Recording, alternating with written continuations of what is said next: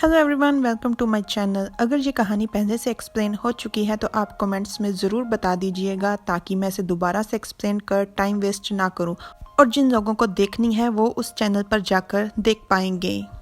ये story action, comedy, romance, drama है। I hope आप सबको अच्छी लगे। एंजॉय। रिजेंट की बर्थडे पार्टी पर युनशान की मशहूर डांसर लड़कियों को बुलाया गया था। जब उन लड़कियों ने फेरी ऑन अ क्लाउड अर्थात बादलों पर परी नामक नृत्य कौशल दिखाया तो हर एक मेहमान ये देखकर आश्चर्यचकित था। पार्टी के दौरान रेजेंट ने युवराज के सामने एक अजीब तरह की इच्छा जाहिर की।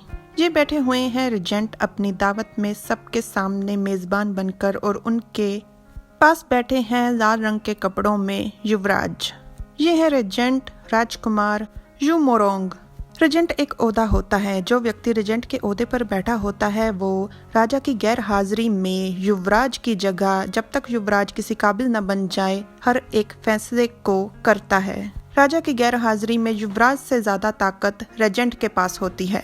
अपने हाथ में शराब का गिलास लिए रेजेंट कहता है, युवराज, मुझे बहुत खुशी हुई आप यहाँ पर आए। आपने यहाँ आकर मेरा सम्मान बढ़ा दिया।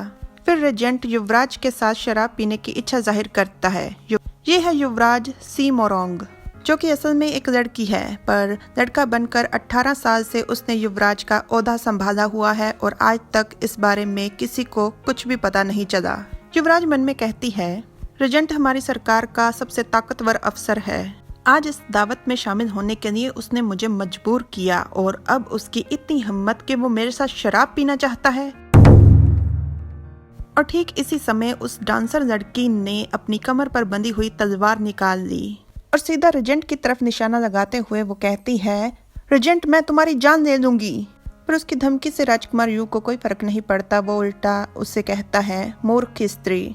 वो अपने हाथ में पकड़े हुए शराब का प्याला सीधा उसकी आंखों में डाल देता है और उस लड़की की आंखों से खून निकलने लग जाता है। इतने में सैनिक आकर उस लड़की को घेर देते हैं। राजकुमार यू उससे पूछताछ करते हुए कहता है, तुम्हें किसने भेजा है? और इस दौरान युवराज सी अपनी दासी को लेकर वहां से चली जाती है। रेजेंट उस लड़की से फिर से पूछता है, क्या तुम मुझे बताने वाली हो या नहीं? अपने महल पहुंचते ही युवराज सी अपने कपड़े बदल देती है। वो लड़कियों के कपड़े पहन लेती है। उसकी दासी घबराकर उससे पूछती है, युवराज, आप क्या कर रहे हो? तो युवराज कहती है, रेजेंट को मारने के लिए जो डांसर मैंने भेजी थी वो असफल रही और पकड़ी गई, इसलिए हमलावर का वेश धारण कर अब मैं खुद जाकर रेजेंट का कत्ल करूंगा। दासी कहती है, युवराज, आप ये मत भूल जाना कि आप लड़की हो, अपना ध्यान रखना।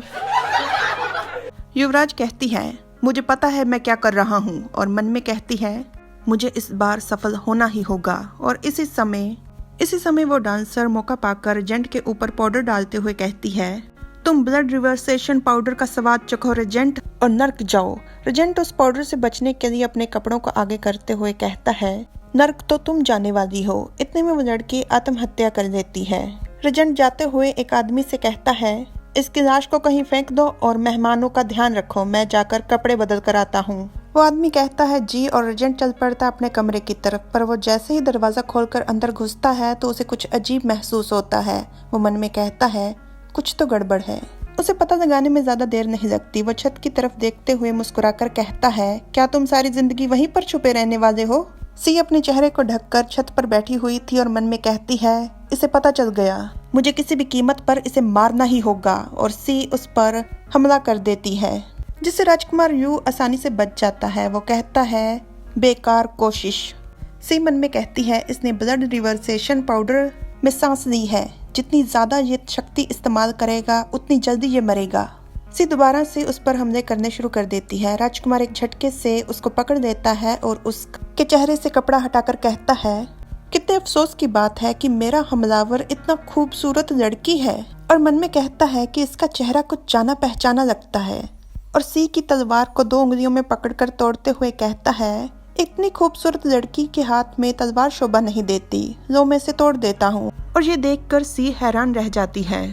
वो लोग खींचातानी करते हुए बेड पर पहुंच जाते हैं। यू ने सी को पकड़ा हुआ था और वो मन में कहता है, मुझे अचानक से इतना अजीब क्यों महसूस हो रहा है? मुझे गर्मी लग रही है, मेरा शरीर उत्तेजित महसूस कर रहा है। मैं खुद को रोक नहीं पा रहा हूँ, मुझसे ये सब बर्दाश्त नहीं हो रहा। सी चिल्लाकर कहती है, घटिया इंसान, मेरे हाथ छोड़ो। और मन में कहती है कि ये अचानक से जानवरों की तरह व्यवहार क्यों करने लग गया। क्या ये सब कुछ उस पाउडर की वजह से? खींचतानी में सी के बाल तो खुल ही चुके थे, अब उसके कपड़े भी फटने शुरू हो गए थे। यू कहता है, तुम्हें क्या लगता है कि तुम इतनी आसानी से भाग जाओगी? सी मन में कहती है कि मैं इसे बिल्कुल पता नहीं चलने दे सकती कि मैं युवराज हूँ। यू खुद को मुश्किल से ही काबू कर रहा था। वो सी से पूछता है, तुम कौन हो? तुम्हारा नाम क्या है? सी कहती है, मैं तुम्हें नफरत करने वाली। यू के इरादे बदल चुके थे। वो शैतानी मुस्कान मुस्काते हुए कहता है, तो मेरे ख्याल से आज रात के बाद तुम मुझसे और भी ज्यादा नफरत करोगी। यू सी के साथ जबरदस्ती करता है और इस दौरान सी मन में कहती है, रेजेंट राजकुमार यू मोरोंग, मैं कसम खाती हूँ कि मैं तुम्हारे टुकड़े टुकड़े कर दूंगी, मैं तुम्हारे टुकड़े टुकड़े कर दूंगी। आधी रात के बाद सी की आंख खुलती है तो वो खुद को राजकुमार के बिस्तर में पाती है। उसके बगल में ही राजकुमार सो रहा था। वो बहुत ज्यादा शर्मिंदा महसूस कर रही थी। वो मन में कहती है, ये कितना घटिया है। वो एक खंजर उठाती है और मन में कहती है, इसे मारने का ये अच्छा मौका है। वो खंजर उठा लेती है और सीधा यू की गर्दन की तरफ कर देती है और मन में कहती है, अब नर्क जाओ। पर इससे पहले कि यू की गर्दन में वो खंजर घोंपती, दरवाजा कोई खटखटा देता है। यू खंजर हटा देती है और मन में कहती है, कोई आ रहा है। इसने मेरा सारा काम बिगाड़ कर रख दिया। इस समय यहाँ से निकलने का सबसे अच्छा रास्ता यही है कि मैं युवराज बन जाऊं। सी फटाफट युवराज का रूप धारण कर देती है, पर फिर उसे एहसास होता है कि ये कपड़े तो पूरी तरह से फट गए हैं। ये कपड़े तो पूरी तरह से फट गए हैं। मैं इस तरह से बाहर नहीं जा सकता। मेरे पास और कोई रास्ता नहीं। मुझे यू मोरोंग के कपड़े पहनने होंगे। वो यू के कपड़े पहनकर दरवाजा खोल कहती है, श्रीमान जिन, क्या हुआ? जिन घबरा जाता है युवराज को अचानक से ऐसे देखकर। वो कहता है, युवराज, आप तो घर नहीं चले गए थे, तो फिर यहाँ कैसे? सी कहती है, हाँ मैं घर गया था, पर बाद में मैं वापस आया रेजेंट का हालचाल जानने के लिए। रेजेंट हमारी सरकार के बहुत ही खास अफसर हैं। मैं नहीं चाहता कि वो इस तरह से हमले में जख्मी हो जाएं। जिन बेहद सम्मान के साथ पूछता है कि क्या रेजेंट ठीक है? तो सी कहती है, हाँ वो बिल्कुल ठीक है और आराम से अपने बिस्तर में सो रहे हैं और मैं घर जा रहा हूँ। तो जिन कहता है, ठीक है युवराज, मैं अभी आपके लिए बग्गी तैयार करवाता हूँ। तो सी तुरंत उसके मुंह पर दरवाजा पटक कर बंद करते हुए कहती है, बस दफा हो जाओ यहाँ से। ये अजीब बात है, युवराज ने रेजेंट के कपड़े क्यों पहने हुए थे? वो तो उन्हें बहुत ज्यादा लंबे हैं। इसका जवाब हम दे देते हैं, क्योंकि युवराज का मन हो रहा था रेजेंट के कपड़े पहनकर रेजेंट के कमरे में पोंछा लगाने का, वो भी रेजेंट के कपड़ों से। मुझे लगता है कि मैं बहुत ज्यादा बूढ़ा हो गया हूँ ये बताने के लिए कि वो कौन था। क्या कहीं मैंने कोई गलती तो नहीं कर दी? क्या वो सच में युवराज था? शाबाश अंकल जी, शाबाश, आपका तो आत्मविश्वास आसमान छू रहा है। और उधर युवराज पहुंच चुके हैं अपने ही महल में। उनकी दासी उनके वस्त्र बदलने में मदद कर रही थी। उनके शरीर पर जो जख्मों के निशान थे उन्हें देखकर दासी हैरान परेशान थी और कहती है, युवराज आपको ये सब चोटें कैसे लग गई? क्या ही बताएं अब तुमको, वो खुद ही कुआं खोद कर उसमें कूद पड़ी। सी को याद आते हैं वो दृश्य जो इन जख्मों के कारण थे और सी गुस्से से कहती है, बेहतर यही है कि तुम इस बारे में ना ही जानो। उसकी दासी कहती है, मैं इस बारे में दोबारा कभी नहीं पूछूंगी। तो इन कपड़ों का क्या करना है? तो सी चिढ़कर कहती है, जला दो इन्हें। दासी कहती है, जी मैं अभी जाकर जलाती हूँ।